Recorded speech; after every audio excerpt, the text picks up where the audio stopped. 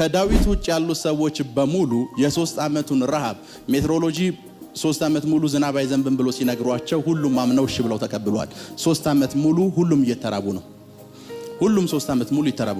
ዳዊት አንድ ቀን ተነሳና እግዚአብሔር ጋር ሄደ። እግዚአብሔር ሆይ ለምንድነው 3 ዓመት ሙሉ ይተራብ ነው አለው። ይሰማችሁ ነው?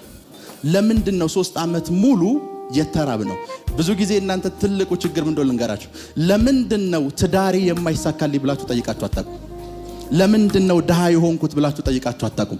ለምንድነው በሁሉም ነገር ፌል የሚያረግብኝ? ለምንድነው ልጅ የሚጨነግፍብኝ ብላችሁ ጠይቃችሁ አታውቁም? ዳዊት 3 ዓመት ሙሉ ረሃብ ከተሰናገደ በኋላ ምናልባት ዝናብ ስላልዘነበ ነው አላለም። ከ3 ዓመት በኋላ ነቃ። የነቃው ከ3 ዓመት በኋላ ነው። ዳን እግዚአብሔር ሆይ ያለው በምን ምክንያት ነው ምን ይሆነው ረሃቡ የተፈጠረው? ለምንድነው ረሃቡ የተፈጠረው? እግዚአብሔር ምን አለ ጠየቀ። እግዚአብሔርስ ምን አለው ይላል? እግዚአብሔርም የገባዖንን ሰዎች ስለገደለ በሳኦልና በቤቱ ላይ ደም አለበት አለ። በረምብ 3 ዓመት ሙሉ ዝናብ ያልነበረው ሜትሮሎጂው ጥሩ ስላልሆነ አይደለም። 3 ዓመት ሙሉ ዝናብ ያልነበረው ሳኦል የሚባል ሰውዬ የሆኑ ሰዎችን ስለገደለ ነው።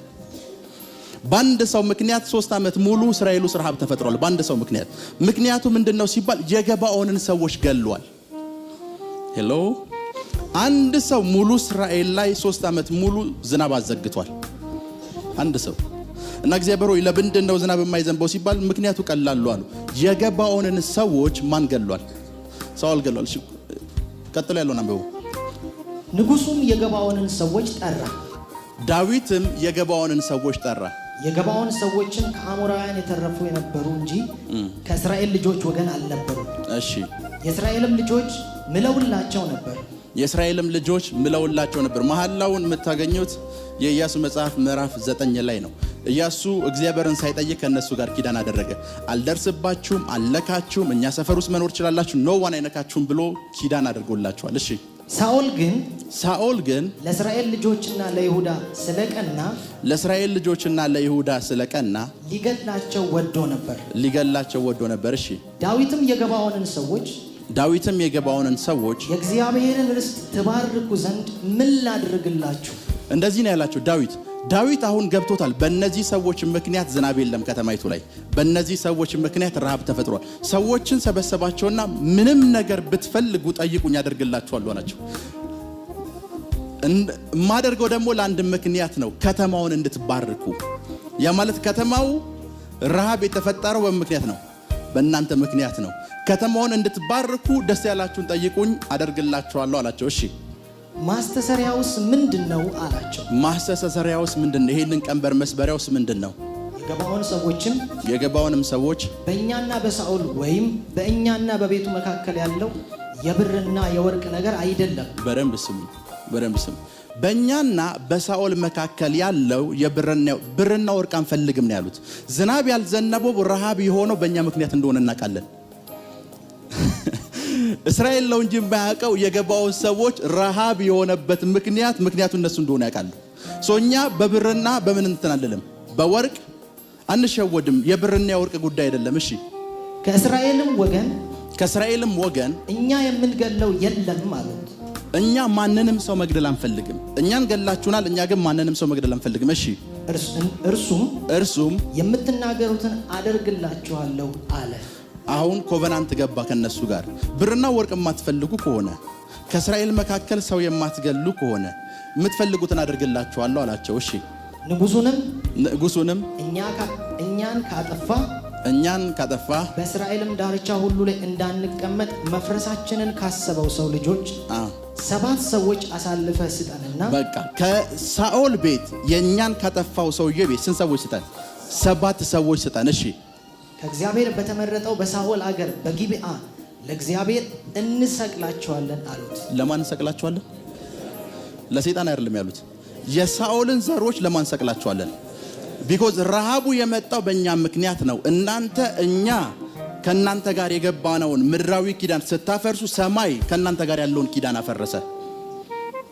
ሄሎ ሰማይ ከእናንተ ጋር ምን ያለውን ኪዳን አፈረሰ። እዚህኛው ጥፋት ላይ የተቆጣነው እኛ ብቻ አይደለም። እግዚአብሔርም ይቅር እንዲል ከተፈለገ ሰንበዲ መሰቀል አለበት። 7 ሰዎችን በማን ፊት እንስቀላቸው?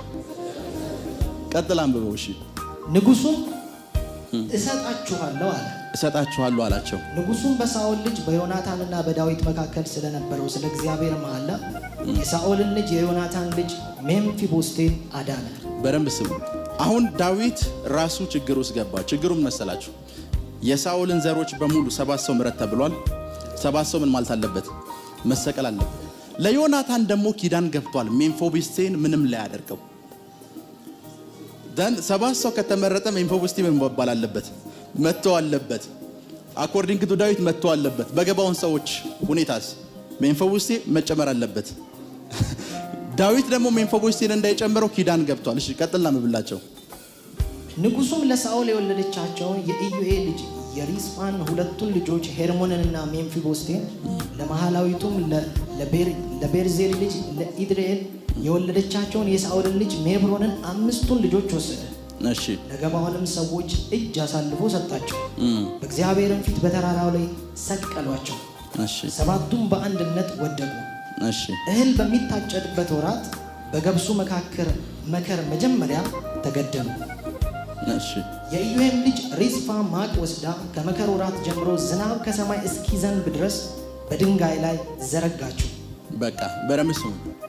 እዚህ ውስጥ አንድ ነገር እንዲገባችሁ ፈልጋለሁ።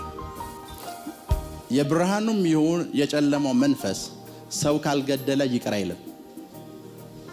ደም ካላየ ምንም አይነት ይቅርታ የለም። የጨለማው ዓለም ላይ ብቻ አይደለም፣ የእግዚአብሔር ዓለም ጋር ስትመጡ ያለ ደም ይቅርታ የለም። ለዛ ነው ብሉይ ኪዳን ጋር ስትመጡ ካህኑ ምን ይዞ ይገባል? የእንስሳ ደም ይዞ ይገባል አይደል? ያ ደም ለሕዝቡ ኃጢአት ምንድነው? ሁሉ ጊዜ ስለ ይቅርታ ስናወራ መንፈስ ይቅር የሚለው ደም ሲያይ ነው። ለዛ ነው እኛ ጋር ስትመጡ አሁን ሰምቲንግ አድርገን ጋር ጸጥ የሚልበት ምክንያት የሚናገር ደም አለ። የሚናገር ደም አለ። እናንተን ሰምቲንግ ሊያደርግ ያስብና ያ ደም ግን ስለናንተ ያወራል። ያ ደም ስለናንተ እናንተን ወክሎ ይናገራል። ሄሎ ሙቼላታለሁ ደምቼላታለሁ ብሎ ያ ደም ይናገራል። ለዛ እናንተን ይቅር ለማለት ደም አስፈልጓል። እስቲላው ድረስ እናንተ በምሕረት ውስጥ እንድትኖሩ ያ ደም ይናገራል። ደን የገባውን ሰዎች ገብቷቸዋል። አሁን በደንብ ስሙ። ንግስና ላይ ያለው ዳዊት ነው። ረሃቡ የተፈጠረው የሳኦል ዘመን ላይ አይደለም። ከዳዊት በፊት አንድ ሰው ገባውን ሰፈር ገብቶ ሰው ገሏል። ከዳዊት በፊት ነው። ዳዊት ይሄን ታሪክ እንኳን በደንብ አያውቅም። የሰማችሁ ነው። አንድ ቀን 3 ዓመት ሙሉ ረሃብ ከተፈጠረ በኋላ እግዚአብሔር ጋር መጣ። እግዚአብሔር ሆይ አለው፣ አምና ተርበናል፣ ዘንድሮም እየተራብን ነው፣ ካምና በፊትም እየተራብን ነው። 3 ዓመት ሙሉ የሚበላ ጠፍቷል። ምክንያቱ ምንድነው አለው። ለምንድን ነው? ምክንያቱን ማወቅ እፈልጋለሁ። አንዳንድ ጊዜ በህይወታችሁ ውስጥ አዲስ ነገር እንዲወለድ ከፈለጋችሁ ለምን የሚል ጥያቄ መጠየቅ ጀምሩ። አምናም የቤት ኪራይ መክፈል ቸግሮኛል፣ ዘንድሮም ቸግሮኛል፣ የሚቀጥለውም እንደዚህ ሊሆን ነው። እግዚአብሔር ሆይ ለምንድን ነው በሉት። በደንብ ስሙ። ዳዊት ራሱን ያውቃል። የገደለው ሰው የለም፣ ያፈረሰው ኪዳን የለም። እግዚአብሔር ጋር መጣና እግዚአብሔር ሆይ ያለው ለምንድን ነው እየተራብን ያለ ነው? ለምንድን ነው እኛ እየተጠማን ያለ ነው? 3 ዓመት ሙሉ ይሄ ህዝብ እየተራበ ነው። 3 ዓመት ሙሉ እኛ ስንራብ ሜትሮሎጂው ሲናገር ሜትሮሎጂውን አምን። አሁን ግን ለምንድን ነው? ካንተ ዘንድ ምን እንፈልጋለን? ምክንያቱም ማወቅ እንፈልጋለን። እግዚአብሔር መጣና ያ ሳኦል የሚባለው ሰውዬ ነው አለው። ምናልባት ነው እግዚአብሔር ሆይ ለምንድን ነው ሜሬጅ የማይሳካልኝ ብትዩ እናትሽ ነሽ ሊልሽ ይችላል። አልሰማችሁ? ለምንድን ነው እግዚአብሔር ሆይ ቢዝነስ የማይሳካልኝ ብትዩ ጋድ ሜንሽን የሚያደርገው አንድ ሪዝን አለ። ያንን ሪዝን እስካላገኛችሁ ድረስ ረሃቡ ይቀጥላል። ሄሎ እየሰማችሁ ነው? ብዙ ጊዜ የኛ ትልቁ ችግር ምን እንደሆነ ልንገራችሁ። የኛ ትልቁ ችግር ዛሬ የምትበሉት አጣችሁ። የምታረጉት ነገር ምንድነው? ማጉረምረም። ልክ ነኝ? ማጉረምረም። ነገ ሲመጣ ማጉረምረም አይደል ማለት ነው የምትጀምሩት። ነገም ማጉረምረም፣ ከነገ ወዲያስ ማጉረምረም ነው። በሂብሪው ማጉረምረም የሚለውን ቃል ስትጽፉት ሉን የሚል ቃል የሚሰጣችሁ። ሉል ማለት ተጨማሪ ምሽት ማደር ማለት ነው። እግዚአብሔር ልክ ስታጉረመርሙ ሲያችሁ ከችግሩ ጋር ነገ የሚደረም ይለ ችግሩን ሶልቭ ያደርግላችሁ ከችግሩ ጋር እንድታድሩ ያደርጋችኋል። የሚቀጥለውም ቀን አብረተኛለ፣ የሚቀጥለው ዓመት አብረተኛለ። ቢኮዝ ማግረምረም የሚያደርግልህ ነገር አንድ ነው። ተጨማሪ ቀናት ከችግር ጋር እንድትቆይ ነው የሚያደርግህ። ሶ እያግረመረሙ 3 ዓመት ደረሱ። እያግረመረሙ ሄሎ። ለዛን እስራኤል ልጆችን አይታችኋል። ከ40 ቀን በኋላ ሊገቡ ነበር ፕላን የነበረው። የት? ከነዓን ውስጥ። መንገድ ላይ እያግረመረሙ አይ እዚሁ ይደሩ ይላል እግዚአብሔር። ነገም ይጨመራል፣ እዚሁ ይደሩ። 40 ዓመት ሆነ። ነገም ይደሩ፣ ከነገ ወዲያም ይደሩ፣ ከነገ ወዲያም ይደሩ። ሁሉ ጊዜ ችግሩ ስትገቡ ማግረምረም ከሆነ ካፋችሁ የሚወጣው ለእግዚአብሔር ምን እያላችሁት እንደሆነ ልንገራችሁ። ከዚህ ችግር ጋር ነገ መሻገር ፈልጋለሁ እያላችሁት ነው። ከ3 ዓመት በኋላ አንድ ዳዊት ተገኘ። እግዚአብሔር ሆይ ያለ አሁን የዚህን ረሃብ ትክክለኛ ምክንያት እንድትነግረኝ እፈልጋለሁ። ሄሎ። የዚህን ረሃብ ግን እግዚአብሔር እንደዚህ ያለው ከገባኦን ጋር ኪዳን ገብታችሁ ነበር አለው። ያንን ኪዳን ማን አፈረሰው? ሳኦል የሚባል ሰው አፈረሰው። ሳኦል የሚባል ሰው ስላፈረሰው አለ በምድራችሁ ላይ ረሃብ ሆኗል አለ። ከዛስ እግዚአብሔር ምን እንዳደረገ ልንገራችሁ። ኔክስ ገበያውን ጋር ሂደህ እንደዚህ ያድርጋል አለው። እግዚአብሔር ሲናገር አክሽን የምትወስዱት እናንተ ናችሁ። እግዚአብሔር የችግሩን ምንጭ የነገራችሁ ሰዓት አክሽን የምትወስዱት እናንተ ናችሁ። ደን ገበያውን ጋር በተፈጠረ ችግር ነው ሲል ዳዊት የገባኦንን ሰዎች ሰበሰባቸው። ምን ላደርግላችሁ አላቸው። ሰዎቹ አንድ ነገር ገብቷቸው የኛ ችግር የብርና የወርቅ አይደለም አሉት። የኛ ችግር የብለድ ችግር ነው፣ ደም ነው የፈሰሰው አሉት። የኛ ህዝብ ደሙ ፈሷል። የኛን ደም ያፈሰሰው ሰው በእግዚአብሔር ፊት እስካልተሰቀለ ድረስ በእስራኤል ላይ ምን አይሆንም? ዝናብ አይሆንም፣ ረሃብ ይቀጥላል። ደን 7 ሰዎች ተመረጡና ተሰቀሉ። 7 ሰዎች ተመርጠው ተሰቅለው መቼ እንደወረዱ ታውቃላችሁ? አንድ ሴት እየመጣች ፊታቸው ማንም ሰው እንዳያው ተሸፍናቸዋለች። ዝናብ የዘነበ ሰዓት 7ቱን ሰዎች ቀበሯቸው። ጋድ እነዚህ ሰዎች እስኪሰቀሉ ድረስ ምን አልሰጣቸው? ዝናብ አልሰጣቸው። በህይወታችሁ ላይ ከዚህ ሰዓት ጀምሮ መጠየቅ ለምንድን ነው እኔም ቤተሰቤም የማይሳካልኝ? ለምንድን ነው የነካሁት ነገር በሙሉ የሚበላሽብኝ? ሄሎ ሄሎ። ለምንድን ነው የገባሁበት ስፍራ ላይ በሙሉ ምንም አልሆነም? ፍሬያማ የማልሆነው?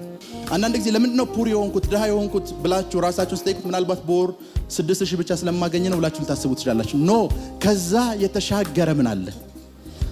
ምክንያት አለ። የ3 ዓመት ረሃቡ ላይ ዝናብ አልዘነበም። ሜትሮሎጂ እኮ ለነሱ ትክክለኛ ምክንያት ነው። ሄሎ። ሜትሮሎጂ ለነሱ ምንድን ነው?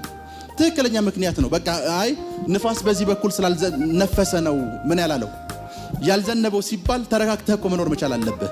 ዳዊት ግን ይሄ በቂ ምክንያት አይደለም፣ እግዚአብሔርን መጠየቅ አለብኝ። አሁን ያሏችሁ ምክንያቶች በሙሉ ጠዋሏቸውና እግዚአብሔርን ጠይቅ። ለምን በሉት።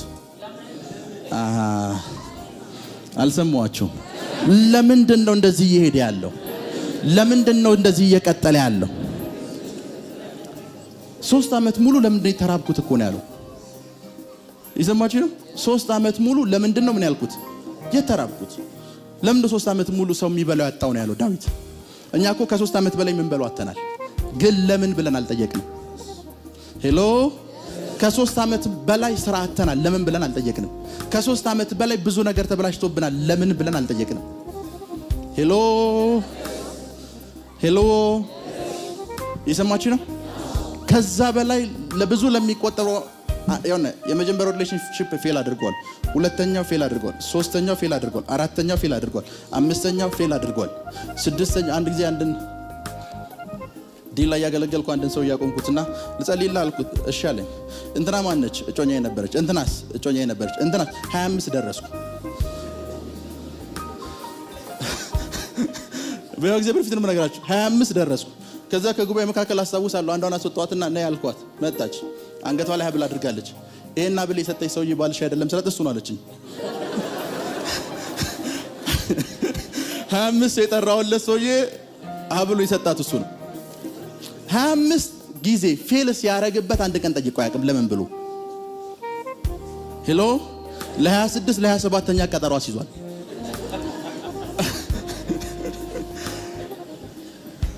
ሄሎ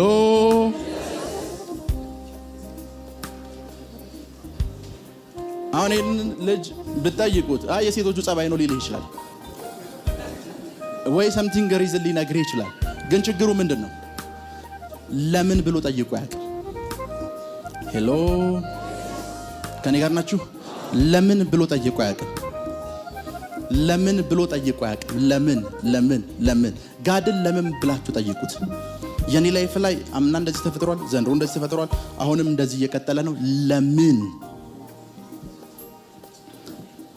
ለምን አስቡት። ዳዊት ሳኦል በህይወት የለም፣ ሳኦል ምክንያት ይሆናል ብሎ እንኳን አያስብም።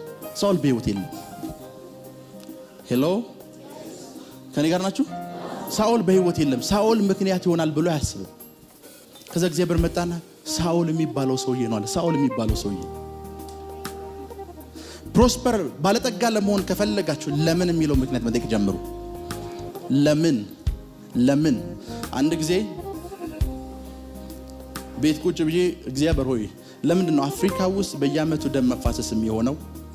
አፍሪካ ውስጥ በየአመቱ ለምንድነው እንደዚህ ይፈጠረው? መጸለይ ጀመርኩ። ኔክስት የነገረኝን ነገር ልንገራችሁ። አፍሪካ የሚለው ቃል የላቲን ቃል ነው። አፍሪካኖስ ከሚል የላቲን ቃል የመጣው ትርጉሙን ማለት እንደው ታውቃላችሁ? the spirit of horror ማለት ነው የስሙ ትርጉም። the spirit of horror ማለት ደም የተጠማ ማለት ነው። so every africa part ላይ ደም ሲፈስታ ያላችሁ እና ጋድ ኔሙ ችግር አለበት አለ። ሄሎ so ሁሉ ጊዜ የሆነ ችግር ሲፈጠር ለምን ብላችሁ መጠየቅ ጀምሩ። ለምን እኔ ፋሚሊ ላይ፣ ለምን እኔ ቤተሰብ ላይ፣ ለምን እኔ አገልግሎት ላይ፣ ለምን እኔ ስራ ላይ፣ ለምን እኔ ድርጅት ላይ፣ ለምን ደን እግዚአብሔርን ጠይቃችሁት ደግሞ እግዚአብሔር ጸጥ የሚል አምላክ አይደለም። ይመልስላችኋል። ዛሬ ለአንድ ነገር ነው የምጸልይላችሁ። ለምን ለሚሉ ጥያቄዎቻችሁ ሰማይ ምላሽ እንዲሰጣችሁ ጸልያለሁ። ራኮሳንዳራ ባህሻዴ ለምን ለሚሉ ጥያቄዎቻችሁ ሰማይ ምላሽ እንዲሰጣችሁ ጸልያለሁ። ሰማይ ምላሽ እንዲሰጣችሁ ጸልያለሁ። ሰማይ ምላሽ እንዲሰጣችሁ ጸልያለሁ። ሰማይ ምላሽ እንዲሰጣችሁ ጸልያለሁ። ሰማይ ምላሽ እንዲሰጣችሁ ጸልያለሁ። ሰማይ ምላሽ እንዲሰጣችሁ ጸልያለሁ።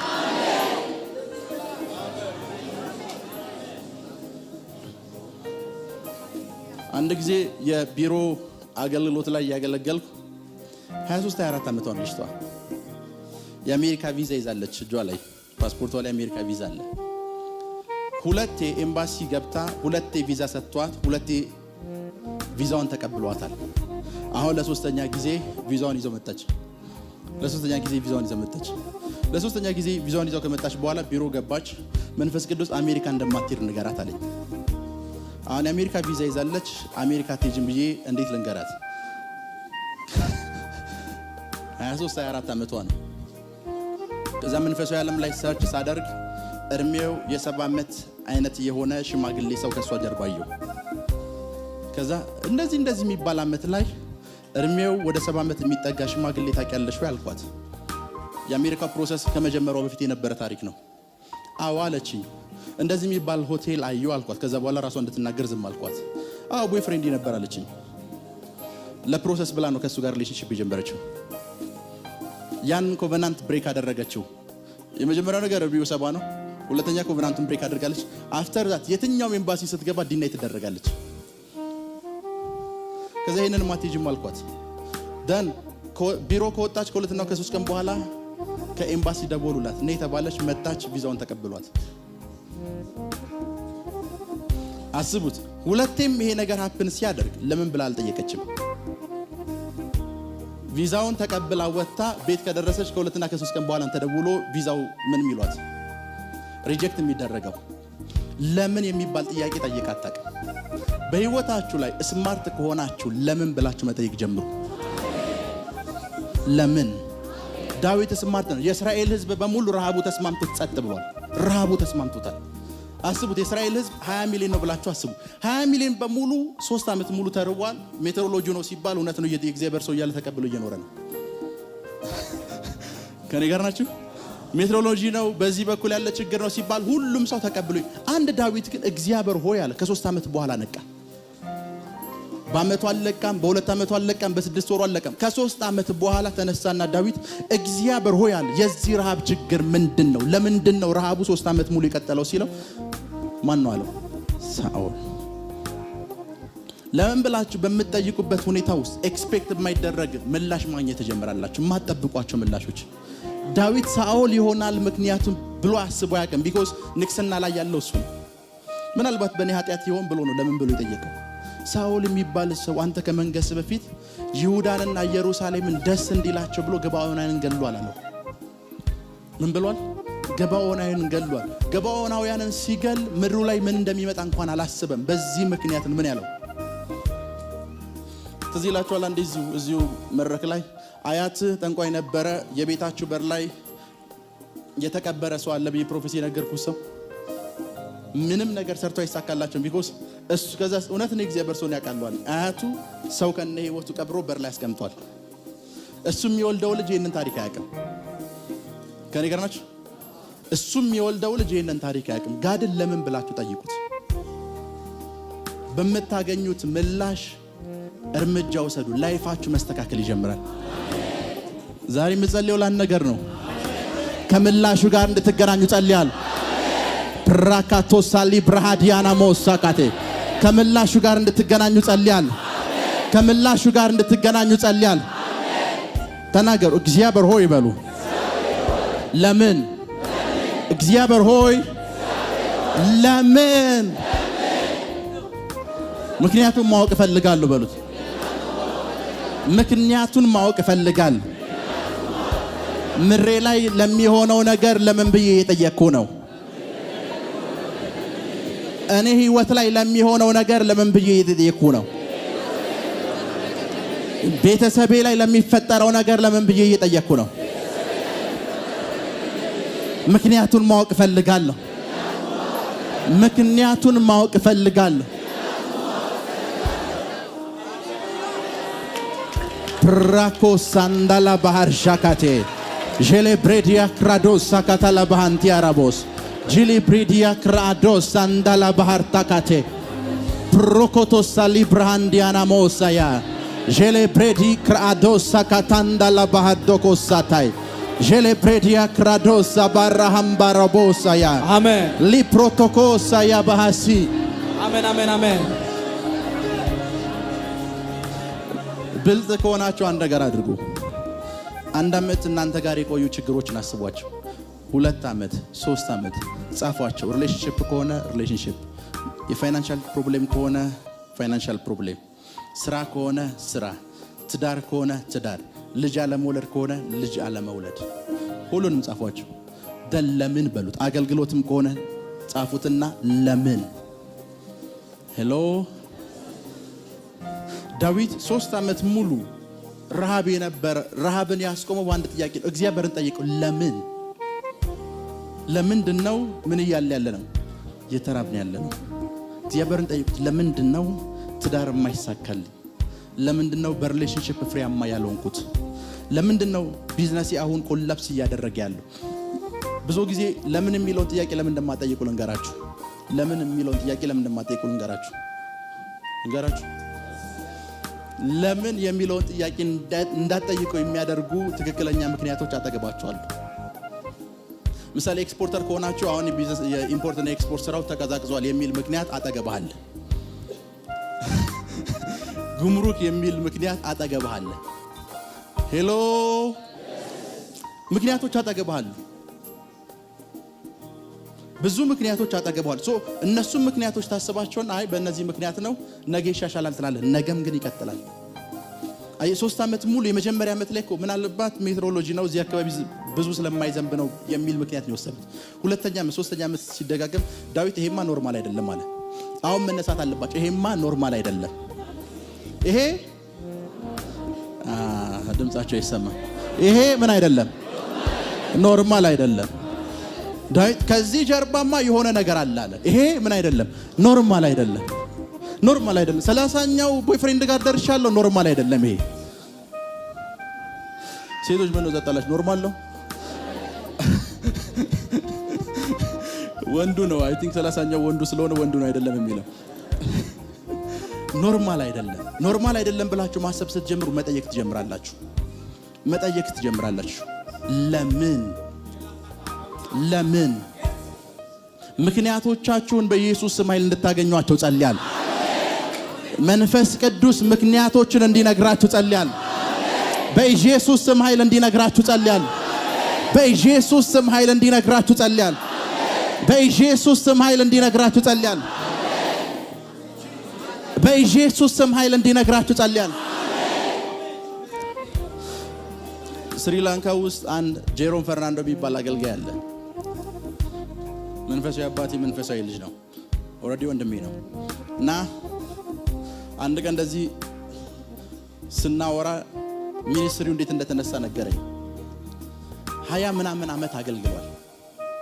20 ምናምን ዓመት አገልግሎ 500 ሰው እንኳን የለውም። ከኔ ጋር ናችሁ? 500 ሰው የለውም እና አሁን በ2 ዓመት በማይቆጠር ጊዜ ውስጥ ኦልሞስት ወደ 15 ሚሊዮን ዶላር የሚጠጋ ህንፃ ገንብቷል። የቸርች ህንፃ 15 ሚሊዮን ዶላር ምቱት። እኔ እንገራችሁ እናንተ ምቱት። እና 15 ሚሊዮን ዶላር ፈጅቶበት ነው በ2 ዓመት ነው የሰራው። እና ሚኒስትሪ እንዴት ተለወጠ አልኩት። 20 ምናምን ዓመት ከለፋው በኋላ ፕሮፌት ኤንጅልን አገኘሁት አለ። እና ፕሮፌት ኤንጅል ለምን ትደክማለህ? ከዚህ በኋላ ለበሽተኛ መጸለይ ይጀምራለሁ። በቃ ይሄ ነው አለው። አዎ እስከዛሬ ለበሽተኛ ጸልይ አጣቀም፣ ከዚህ በኋላ ለበሽተኛ ጸልይ አለው። ለበሽተኛ ልጸልይ አዎ በቃ ሂሊንግ ላይ ብቻ ማገልገል ጀምራለሁ። ሰውየው ሂሊንግ ላይ ማገልገል ጀመረ። ናው 5000 ሰው ቁጭ ብሎ ይሰማዋል።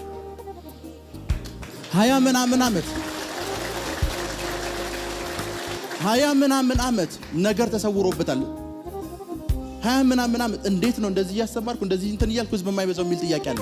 20 ምናምን ዓመት ከ20 ምናምን ዓመት በኋላ ሲምፕል መልስ ነው። ለበሽተኛ መጸለይ ጀምራለሁ። ሄሎ ከኔ ጋር ናችሁ? ኦኬ አለና እሺ ልሞክረው ብሎ ለበሽተኛ መጸለይ ጀመረ። አሁን ቢያንስ በደንብ ስሙ፣ ቸርቹ 5000 ሰው አለው።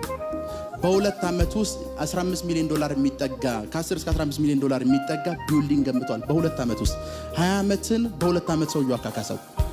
ቢኮዝ የ20 ዓመቱን ፕሮብሌም አወቀው። የ20 ዓመቱን ችግር አወቀው። ሰውየው በቃ አገልግሎት የሚያደክም ነው፣ ችግር የለው፣ የሚቀጥለው ዓመት ሃርቨስት ይመጣል እያለ 20 ዓመት በተደጋጋሚ አገልግሏል። ከ20 ዓመት በኋላ ነው ለምን ብሎ ሲጠይቅ ለበሽተኛ መጸለይ ጀምራለሁ። ምን በል ለበሽተኛ መጸለይ ይሄው ነው ሲል፣ አዎ ይሄው ነው። ሄሎ ይሄው ነው፣ ያ ይሄው ነው፣ ሌላ ምንም የለውም። አዎ ሌላ ምንም የለውም፣ ይሄው ነው።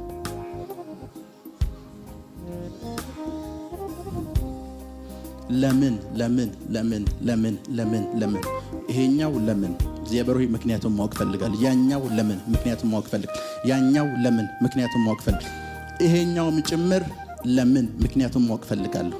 በሚቀጥሉት ቀናቶች ምክንያቶቹን መልስ እንድታገኙ ጸልያለሁ። በኢየሱስ ስም ኃይል እንዲገለጥላችሁ ጸልያለሁ። በኢየሱስ ስም ኃይል እንዲገለጥላችሁ ጸልያለሁ። በኢየሱስ ስም ኃይል እንዲገለጥላችሁ ጸልያለሁ። እንዲገለጥላችሁ ጸልያለሁ። እንዲገለጥላችሁ ጸልያለሁ።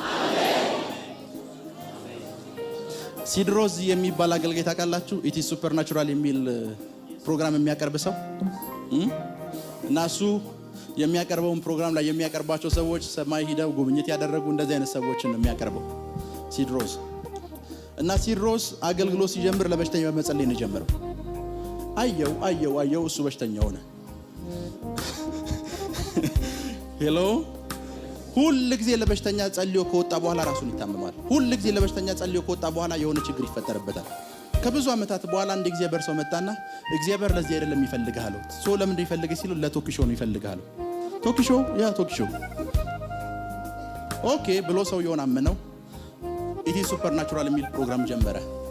ናው የሱ አንድ ቪዲዮ 24 ሰዓት ባልሞላ ጊዜ ውስጥ እስከ ሚሊዮን ቪው አለው።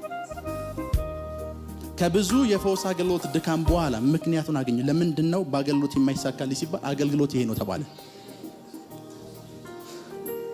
ሌሎቻችን ለምንድን ነው እንደዚህ ሰውዬ አገልግሎት የማይሳካልኝ ብለን አንጠይቅም። ትቀጥለዋለህ፣ የሚቀጥለው ዓመት ትቀጥለዋለህ፣ 3ኛው ዓመት ይቀጥላል፣ 10ኛው ዓመት ይቀጥላል፣ 20ኛው ዓመት ይቀጥላል፣ 30ኛው ዓመት ይቀጥላል፣ 40ኛው ዓመት ይቀጥላል፣ 50ኛው ዓመት ይቀጥላል። ሄሎ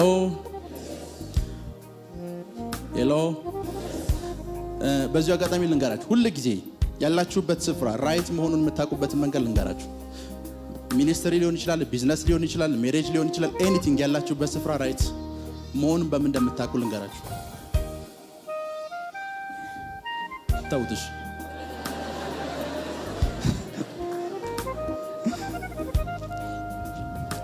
ኤሊ የሚባል ሰው ታውቃላችሁ? ኤሊ የሚባል ሰው መጽሐፍ ቅዱስ ቤተ መቅደስ ውስጥ ነው የሚኖረው። መኖሪያው ቤተ መቅደስ ውስጥ ነው። ኤሊ ሁል ጊዜ ይሰብካል፣ ሁል ጊዜ ያልበዋል፣ ሁል ጊዜ ይጮሃል። እና ከዕለታት አንድ ቀን ጉባኤ ውስጥ ያለ አንድ ሰው መጣና ኤሊ አለው ታቦቱ ተሰርቋል አለው። ሰውየው ይሰብካል፣ ታቦት ግን አብሮት የለም። ፕሪች ያደርጋል፣ ታቦት አብሮት የለም። ይጮሃል፣ ታቦት አብሮት የለም። አስቡት፣ እያገለገላችሁ በጣም በተመስጦት እያገለገላችሁ ላበላቡናችኋል። ልክ ፕሮግራሙን ሲጨርሱ የእግዚአብሔር መገኘት አልነበረም ብሎ አንድ ሰው ሲነግራችሁ፣ ሄሎ ዝም ደረቅ ጩኸት ነው የነበረው የእግዚአብሔር መገኘት የለም ብሎ ከነገረ አገልግሎትን ማቆም ነው ያለበት።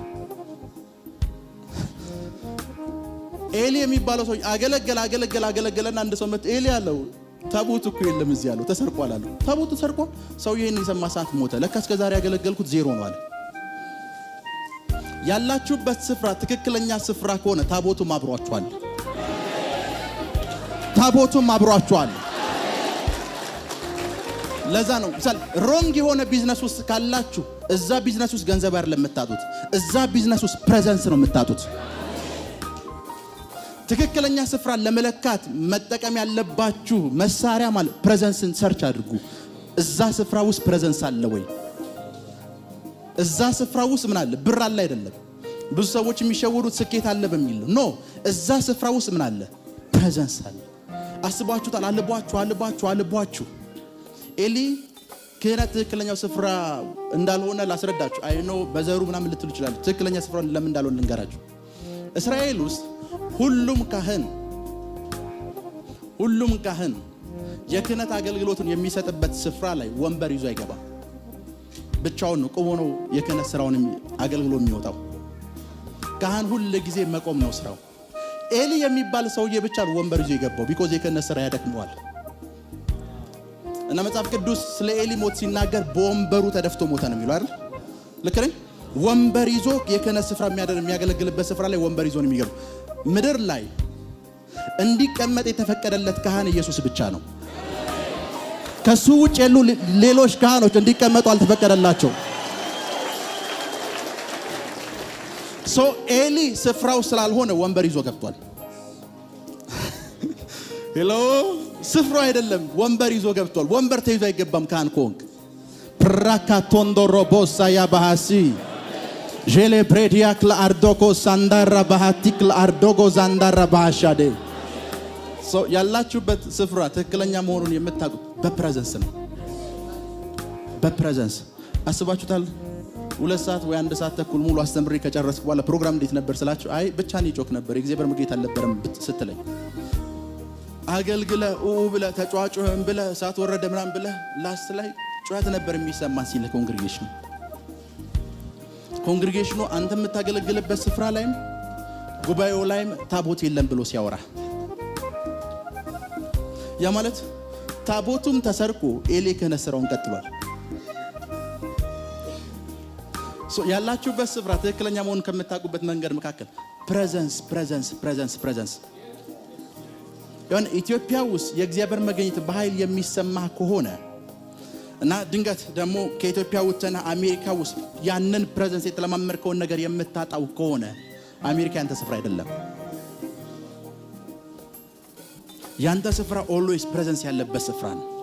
መገኘቱ ታቦት ያለበት ስፍራ ያንተ ስፍራ ነው። ታቦት ያለበት ስፍራ ያንተ ስፍራ ነው። ለምን ለሚሉ ጥያቄዎቻችሁ በኢየሱስ ስም ኃይል ምላሽ እንድትቀበሉ ጸልያለሁ። ምላሽ እንድትቀበሉ ጸልያለሁ።